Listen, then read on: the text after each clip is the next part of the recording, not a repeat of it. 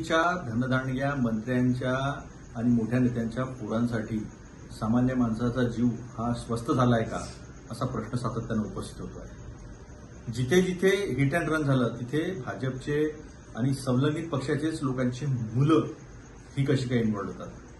काल ज्या गाडीनी ऑडीनी ऍक्सिडेंट झाला किंवा हिट अँड रन झालं, ती गाडी संकेत बावनकुळे यांच्या नावाची आहे।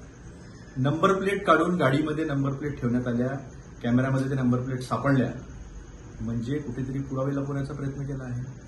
अशी पण माहिती मिळते की बजाज नगरमध्ये एकाला ठोस मारली, त्याच्या खांद्याला लागलेला आहे पण तो सांगायला तयार नाही।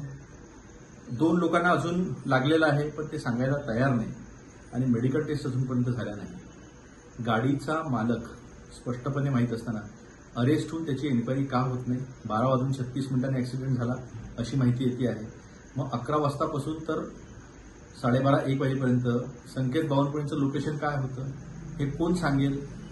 कुठेतरी दबावामध्ये येऊन ही घटना लपवण्याचा प्रयत्न होतोय, आमचा असा स्पष्ट आरोप आहे। आणि स्पष्टपणे असं दिसत आहे की काहीतरी काळं बेरं पोलिसांकडून पण होत आहे।